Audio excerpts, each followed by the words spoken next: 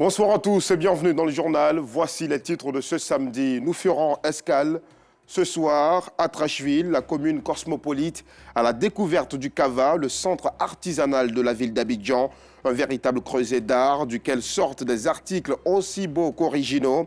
Le Cava reçoit tous les jours des touristes de divers pays pour acheter, découvrir et surtout s'imprégner de l'histoire africaine. 70 ans qu'une telle cérémonie n'avait eu lieu au Royaume-Uni. Ce samedi, le roi Charles III et la reine Camilla ont été couronnés à l'abbaye de Westminster à Londres. Lors d'une cérémonie chrétienne pleine de pompe et de solennité, l'archevêque de Canterbury a posé sur la tête du souverain de 74 ans la couronne de Saint-Édouard en or massif et sertie de rubis. Voilà pour le sommaire. Vous êtes les bienvenus. On démarre tout de suite par la rubrique de ce soir.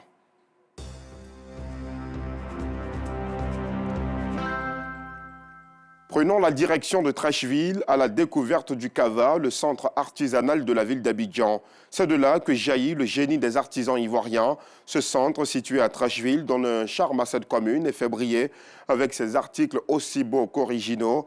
Le Cava est un véritable creuset d'art qui accueille de talentueux artisans de plusieurs nationalités. De nationalités diverses sont aussi les touristes qui y arrivent en grand nombre pour découvrir et surtout s'imprégner de l'histoire africaine. Le reportage d'Afficiata Karamoko Dosso.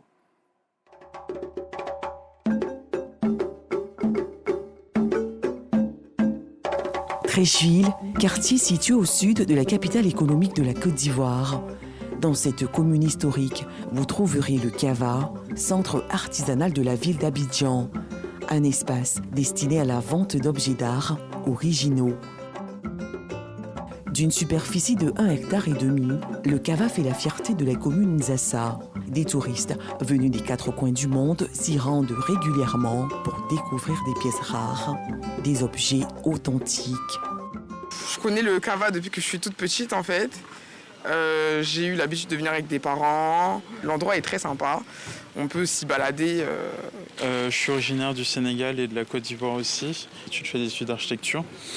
Et là, je suis en vacances ici. C'est la première fois que je viens au Cava depuis tout le temps que je viens en Côte d'Ivoire. Donc je trouvais ça intéressant de venir pour voir un peu les différents objets qu'on puisse trouver ici. Au centre artisanal de la ville d'Abidjan, plusieurs corps de métier rivalisent pour le plus grand bonheur des férus d'art. C'est le cas des fabricantes de poupées africaines. Alphonsine Kouadio s'investit dans cette activité depuis 2 décennies maintenant. Elle s'est installée sur ce site depuis 2 ans où elle vit sa passion.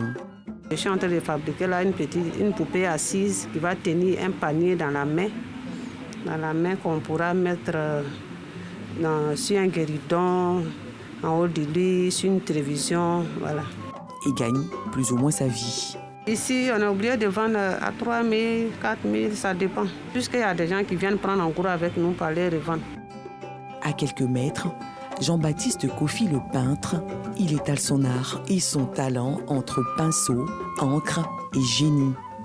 Je suis beaucoup dans la peinture naïve, au fait. Voilà, bon, je fais les dessins aussi sur les verres, sur des tissus. Les bijoux, c'est l'affaire d'Akiyao.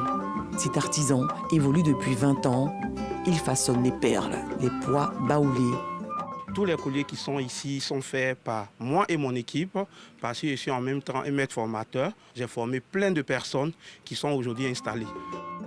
Et cet altruisme lui vaut aujourd'hui le titre de président des fiers artisans et bijoutiers de Côte d'Ivoire. Au Cava se trouvent également des antiquaires, véritable mémoire de l'histoire africaine. Quand les touristes viennent, ils voient ce qu'ils veulent, ils choisissent, et puis en fonction de son choix, nous on lui raconte l'histoire. Tel que ce que vous voyez là, ça c'est le Grébeau, Max Grébeau. Ok, ça vient de l'ouest de la Côte d'Ivoire. C'était le Max, on appelle ça Max Charlantan. Voilà, avant les années reculées, on sortait ça pour voir est-ce que la récolte va donner. Le Cava, c'est aussi le lieu par excellence de la vente d'instruments de musique traditionnels.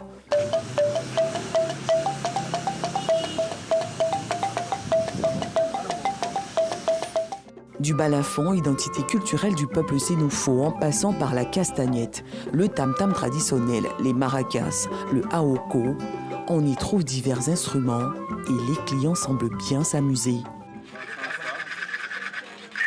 C'est la première fois qu'on vient à Abidjan et en fait on nous a tous dit c'est vraiment le marché à Treichville à aller voir et à visiter parce qu'il y a plein d'objets très traditionnels. J'ai jamais vu cet instrument et je trouve ça hyper original comme instrument. Du coup j'essaye un petit peu encore. Le Kava, à l'image de la commune qu'il abrite et l'Afrique en miniature, les peuples des pays voisins y sont confortablement installés. Ils marquent la culture africaine avec des articles symboles de leurs contrées respectives et ces pays nous ouvrent leur univers. Le Mali, avec son original tissu bogolan et ses dérivés. C'est ça on appelle la culture malienne du bogolan. Donc ça se fait un peu de tout, ça se fait des vêtements et des couvertures pour la décoration. Donc on peut faire plein de choses avec. Le Burkina Faso, avec ses objets en bronze. Il y a tout ce qu'il faut. Tout ce qui sort au Burkina, comme le faso d'Anfani, même des paniers du Burkina. Les prix, ça varie en fonction, surtout le bronze, ça varie en fonction de la taille et la qualité de la pièce aussi. La Guinée, avec sa boiserie légendaire. Nous faisons les tables, max, petit mobilier, coffret. Nous avons reproduit notre président Alassane Ouattara en bois. Voilà que vous pouvez voir ici. Voilà, avec Madame Dominique Ouattara. Que dire du Cameroun? Pour la décoration d'intérieur, les fêtes, tout ce que vous voulez, vous avez les joujouas qui sont là, c'est-à-dire le joujou de la tête. C'est normalement, au départ, ce sont les coiffures des danses traditionnelles de l'Ouest. Donc ça se portait comme ça. Et puis, la danse carnavalesque du roi, tu portes le chapeau. Mais aujourd'hui, nous l'avons transformé en un objet de décoration murale. Là, vous avez une pipe pour tous ceux qui veulent les objets de cadeaux. C'est magnifiquement belle. En fonction de votre goût, comme vous voyez mes collaborateurs, ils sont là, on le fait en chaîne sans hésitation. Tous heureux et fiers de s'unir au peuple ivoirien pour valoriser la culture du continent. Un autre bel objet, la technique elle est camerounaise, mais l'objet il est ivoirien. Et ça, c'est la poterie de Katiola. Pour ceux qui connaissent bien la Côte d'Ivoire, les potiers de Katiola, je les prends en matière brute et puis je la transforme comme ça. Et puis ça devient un objet khmer ivoiro. Cette cohésion ne laisse personne indifférent. Nfali Traoré, antiquaire professionnel, en est un témoin oculaire. Il est le premier commerçant du Kava. Il raconte l'histoire de ce centre. On dit on va casser au sardin, donc au plateau. Donc, on doit s'asseoir place. Hier, il avait dit à l'époque, il n'y a pas l'argent pour construire un nouveau centre. Bon, le ministre de l'artisanat, avec les touristes, M. Delaforce, il dit on va faire appel d'offres. Donc, il a fait appel d'offres. L'ambassadeur du Canada a répondu. Donc, on a trouvé des terrains ici. Ils ont commencé à construire. C'est fini. On est déménagé ici. Quand on est arrivé, tout qui était au plateau, tout le monde est revenu ici. Bon, quand Cocody est brûlé aussi, on a fait venir les gens de Cocody. Il a tout de même des regrets. Par jour, à l'époque, on gagnait 100 000, 200 000, 300 000, 3 millions. Depuis le vieux est mort, l'artisanat Côte d'Ivoire est mort. Tu vois, personne ne se coupe de nous. Ce temple de l'art a tout de même subi des rénovations. Et le doyen du temple est reconnaissant des actions entreprises par les autorités ivoiriennes. C'est grâce à la première dame, on est connu même après la crise. Parce que la première dame, il ne manquait pas ici. Bon, tout dernièrement, il est venu, il a donné à nous 1 million. Les murs étaient tombés, les grains étaient déchirés. On a construit les murs. Le Kava, c'est 138 box et plus de 182 artisans. Ils sont tous réunis au sein de la Soko Kava, Société coopérative du Kava. Abou Ouattara est le secrétaire général de cette organisation. Il n'hésite pas à lancer un appel. L'âme de la Côte d'Ivoire se trouve ici. Donc nous invitons tout le monde entier de venir faire une découverte. Par exemple, nous pouvons prendre les objets du Cameroun, du Burkina, pour mettre aussi. C'est comme ça que nous demandons aussi aux Ivoiriens aussi de venir acheter pour promouvoir aussi l'art. Fondé en 1990, le Kava, centre artisanal de la ville d'Abidjan, a ouvert ses portes au grand public 2 ans plus tard. Depuis 1992, il occupe éloquemment la scène artisanale nationale et se positionne comme la plaque tournante de l'art africain. Oui, le Kava est un endroit à découvrir ou à redécouvrir pour ceux qui y sont déjà passés. Merci beaucoup, Afisiata Karamokodosso, pour cette immersion. La lagune ébriée est sale et l'une des raisons, c'est bien l'insalubrité au bord de cette lagune. Sans aucune gêne, certains individus y déversent des ordures ménagères et des eaux usées. Les abords de la lagune pourraient pourtant constituer un cadre reposant, un patrimoine à valoriser. D'ailleurs, vous allez le voir, les habitués de la lagune n'en peuvent plus des odeurs nauséabondes. À Atekoubé et à Noumambo, dans la commune de Marcory, le constat de nos équipes commenté par Maïssa Kogei. Ordures ménagères de tout genre, herbes étalées en bordure, à cela s'ajoute cette eau répugnante et nauséabonde qui coule à flot dans cette lagune située à Atekoubé. Les alentours sont devenus une menace pour les quelques usagers et riverains qui s'y aventurent. Le coin n'est pas entretenu. On est obligé de venir. Sinon, quand tu arrives à Noumambo, Blocos, c'est les coins qui sont propres. Mais ici, à Atekoubé, là, franchement dit, c'est pas propre. Cet endroit qui pourrait être un lieu d'attraction pour les Abidjanais est devenu un nid d'insalubrité. Les quelques riverains qui devraient en prendre soin se sont habitués au quotidien. Puisqu'il y a certains coups ici mais qui ne font même pas de force esthétique dans les coups.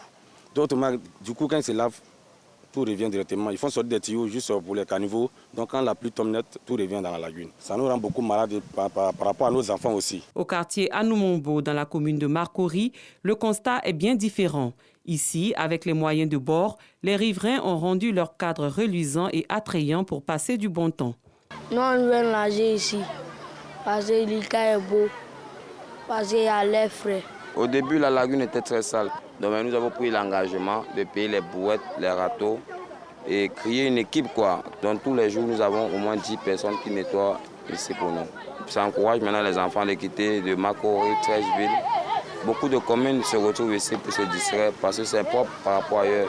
Cet endroit, encore appelé Brésil pour son côté plaisant, est un modèle pour les riverains des abords de lagune. Il fait la fierté de la ville d'Abidjan, perle des lagunes et non perle des ordures. Dans la région du Tonkwi, à l'ouest de la Côte d'Ivoire, la Fédération des mutuelles de Logoualé entend prendre une part active dans le développement de la localité.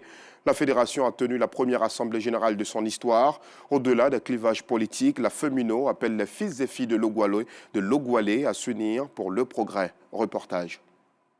C'est la toute première fois que toutes les mutuelles de Logoualé se réunissent en vue de redynamiser la sous-préfecture située dans la région du Tonkwi, à l'ouest du pays. Cette rencontre est née à l'initiative de la toute nouvelle Fédération des mutuelles de Logoualé, FEMULO. La Fédération des mutuelles de Logoualé, d'abord, est un regroupement de l'ensemble des mutuelles qui composent les sous-préfectures de Boguiné, Logoualé, Yaple et Zioguiné, l'ensemble des villages. La vision première, c'est de permettre à l'ensemble des cadres de s'unir, de réfléchir aux problèmes de nos populations et d'y apporter des solutions claires et nettes. Les objectifs sont énormes et les cadres de Logoualé entendent se donner la main dans la main pour les réaliser au plus grand bonheur des populations. Logoualé est érigé en sous-préfecture depuis 1966, l'une des plus vieilles de la région du Tonkwi et même du Guémon et du Cavali. Mais aujourd'hui, la plupart des localités plus proches sont devenues des départements. Et Logoualé, qui est une terre ancestrale, est aujourd'hui en attente de son érection en chef-lieu de département. Pour l'atteinte de ces objectifs, Sadia Salomon peut compter sur la contribution des filles et fils de la région. Tous entendent s'engager pour le développement de Logoualé. Main dans la main, je pense que nous pouvons relever le défi. Entraînons-nous, relevons-nous. Trichons un peu sur d'autres développements de d'autres régions. À ceux qui sont encore réticents de venir, les mutuelles qui sont encore réticents de venir s'inscrire à la FEMULO. Nous, on est pour le développement, on n'est pas politique. On ne fait pas de la politique, on est pour le développement. On appelle les hommes politiques de Logoualé de s'adhérer à la FEMULO. La FEMULO vient leur donner coup de main pour le travail qu'ils ont déjà bâti sur Logoualé. Après cette assemblée générale ordinaire, les membres de la Fédération des mutuelles de Logoualé se réuniront le 27 mai prochain dans la dite localité pour l'investiture du président. Les acteurs du binôme café-cacao, eux aussi s'organisent. Le syndicat national agricole pour le progrès en Côte d'Ivoire a installé le nouveau délégué du canton Ballon Sud dans la sous-préfecture centrale de Daloa, au centre-ouest de la Côte d'Ivoire. Maïssa Kogei. Le syndicat national agricole pour le progrès en Côte d'Ivoire, SYNAPSI, a désormais une représentation dans le canton Gbaloan Sud, dans la sous-préfecture centrale de Daloa, au centre-ouest du pays. C'est le village de Seria qui a servi de cadre à l'installation du nouveau délégué le samedi 29 avril 2023, en présence du chef de cette localité, également président du collectif des 17 villages du canton. Je voudrais vous souhaiter la bienvenue et que votre temps que vous allez passer là soit le meilleur et que votre passage reflète le bonheur dans le canton Gbaloan Sud et spécialement à Seria. Le nouveau délégué du SYNAPSI du canton Gbaloan Sud s'est engagé à accomplir sa mission en suivant le cahier de charge du syndicat, chose qui réjouit les femmes déterminées à soutenir les actions du SYNAPSI dans le canton. On demande aux producteurs de se mettre autour du président Kone Moussa, parce que c'est celui-là aujourd'hui qui fait que les paysans ont commencé à sourire. Donc à ce titre, c'est un homme qu'il faut accompagner avec tous les efforts dans sa tâche. Créé en 2006, le SYNAPSI revendique à ce jour 868 000 producteurs dans les zones identifiées de production de café et de cacao, selon le président national. Il revient sur les défis majeurs qui attendent le nouveau délégué. Les conseils que nous leur donnons, faire de sorte que les acheteurs qui puissent vraiment respecter le prix annoncé par le président de la République et faire de sorte que s'il y a d'autres soucis qui mènent dans le secteur pour nous faire remonter ça. Le syndicat national agricole pour le progrès en Côte d'Ivoire est engagé dans la défense et la protection des intérêts des agriculteurs de café, de cacao, d'anacarde et de coton. Pour lui permettre de mener à bien sa mission, le président national du SYNAPSI a fait don d'une moto au nouveau délégué du canton Gbaloan Sud. En marge de l'émission à succès de la RTI Bonjour qui se tient cette nuit à Paris, la capitale française, l'ambassadeur et le consul général de Côte d'Ivoire en France ont reçu les associations et ONG de la diaspora ivoirienne. Au cœur de cette rencontre, la paix et la consolidation de la cohésion sociale en Côte d'Ivoire. Par Gassoro Kone de Madongui, Mamadou Touré.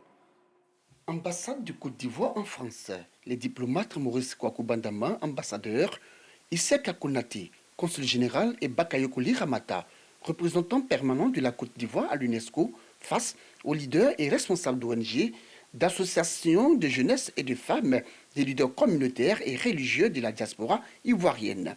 Au centre des discussions, la consolidation de la paix, de la cohésion sociale et de la réconciliation en Côte d'Ivoire. La crise politique en Côte d'Ivoire a fortement divisé les Ivoiriens. Et nous avons reçu une proposition de la part du chef de l'État de travailler à leur rassemblement. Ces différentes rencontres ont permis à la communauté ivoirienne de se ressouder, de faire tomber les barrières et de se donner la main. Nous avons quand même la chance qu'il y a une diaspora très dynamique. L'ensemble des Ivoiriens restent essentiellement attachés à la Côte d'Ivoire. Et donc vous avez constaté sur la diversité des personnes présentes ici, c'est toutes les opinions politiques, c'est toutes les personnes de la diaspora qui participent généralement dans les activités qui sont organisées, ce qui montre qu'il y a quand même une très bonne solidarité et un esprit d'entente et d'entraide au sein de notre diaspora. Cette initiative des diplomates ivoiriens, fort appréciée par l'ensemble des participants. Tous se réjouissent et se disent fiers d'apporter, après ces messages des ambassadeurs, leur contribution à cet élan de solidarité, de paix et de cohésion prôné par le président de la République, Alassane Ouattara. La diaspora a une grosse part à jouer dans cette cohésion nationale. Et si la réconciliation, la cohésion ne commence pas par la diaspora, ça ne sera pas aussi parfait que ça. Seul, on va vite, mais ensemble, on va plus loin. Dieu même qui nous a créés veut qu'on soit unis. Et à plus forte raison.